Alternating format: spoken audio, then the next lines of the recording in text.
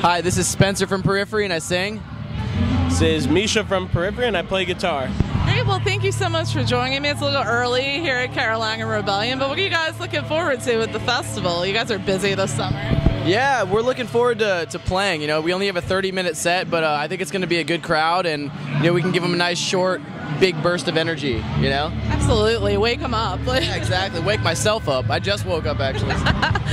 So I want to talk about the double album, Juggernaut, Alpha, and Omega. What led to your decision to do a double album? Was there just that much material? I think it just felt right, and we were writing a lot of material that had like interweaving themes, and it all had the same sort of vibe. So it just felt like the right thing to do, like I was saying. Yeah. When we were putting everything together, because we kind of demoed everything in advance first, we were like, this is really good, but it also felt really long, and we thought that packaging it as basically two separate things, which actually split at a very big shift in the story, and kind of as a result the vibe of the album.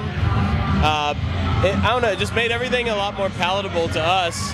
It's kind of like, what the analogy we use is, it's like you prepare a nice meal, but half of it is how you present it, how you played it, So we played it in a way to where people would give sort of equal importance to both halves and enjoy each one as its own sort of thing, Yeah, I adore an album, too, that you could kind of put on and let it play through, and that's what I found with it, and that's just amazing. Thank you, yeah.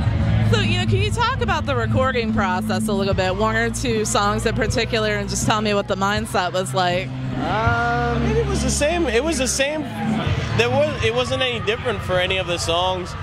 It's an album that I think we worked as collaboratively as we possibly could. That was the main goal. I think the only difference between songs was that the longer we were in the studio, the more loopy we got, and the more alcohol and cigarettes that were consumed in the making of it. I would say that's the only difference from track to track.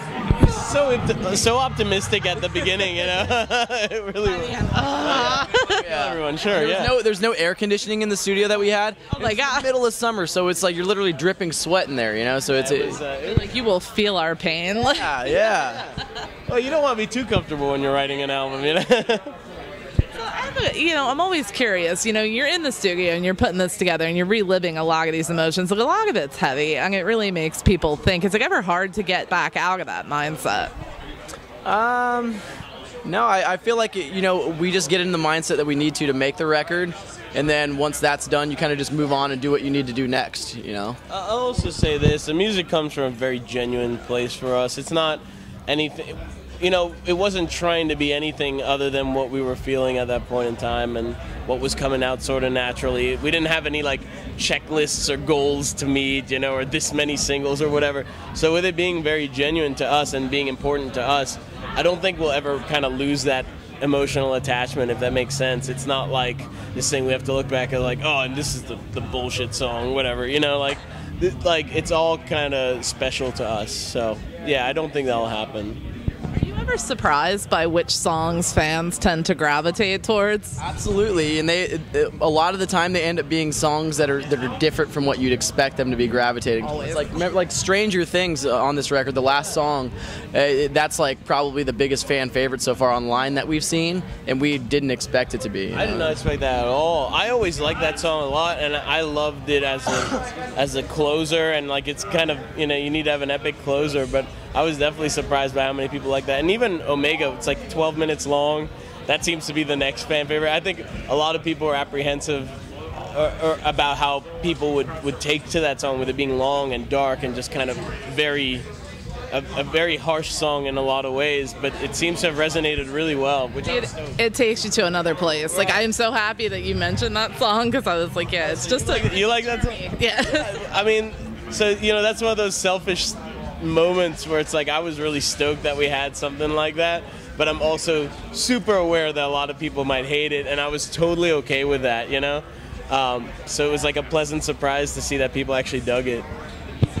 We've seen so many changes in the music industry over the years, the biggest one being the uprise of social media and the way artists promote now. Of the changes, which ones probably had the biggest effect on the band? Yeah, I would say that it's helped us in a good way, the whole social network thing. Like, we're a band that started out, like, even before I was in the band, this band started out, as like a MySpace band, and that's like kind of how they started getting the buzz before I was in the band and before they were doing things normal like every other band does. So it's definitely worked to our advantage, actually. I'd say we were born of that generation, so maybe that is the most important thing that's happened, just because it I wouldn't say has defined us, but it definitely set the groundwork and the rules that we were going to operate in. I think a lot of bands that were transitioning between the old business model and the new had trouble, and admittedly, I don't blame them, because it's a very different model. Like, all of a sudden, everything you've been doing is not okay anymore, and like, there's a new way of doing things, and why? For no reason. You didn't do anything wrong. But I think we were lucky in the sense that we entered this knowing the deal, knowing like, hey, well, there's no money in this, so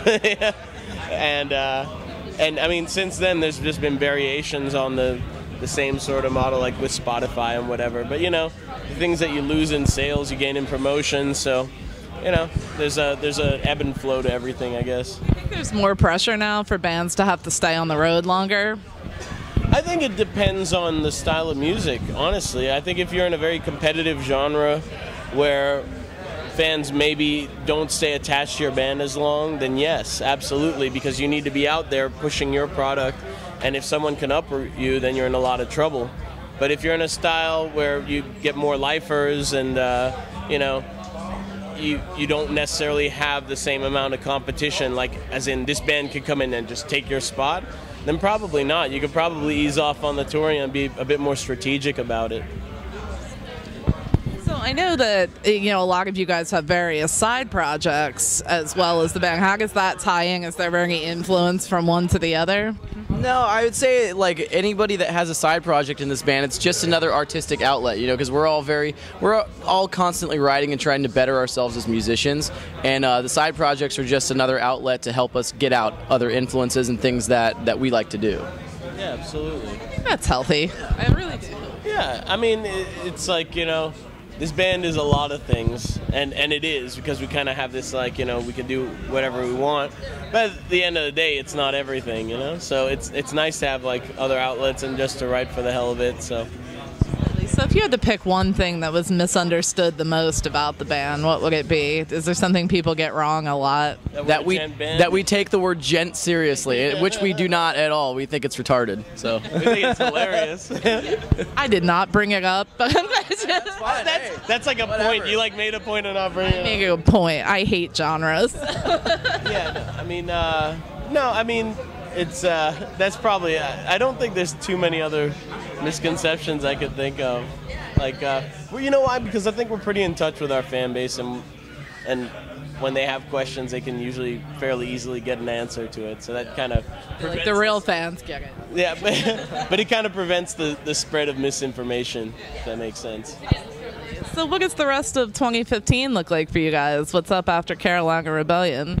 It's not really that clear yet. I think we're heading to Europe towards the end of the year, but everything else in between, we're kind of just, figuring out at this point. You guys have any more festivals this summer? We do. We're playing Rocklahoma and Rock on the Range. So I will see you at Rock on the Range then. Awesome. Well, I want to thank you guys so much for taking a few minutes to speak with me. I appreciate it. Thank you. No problem.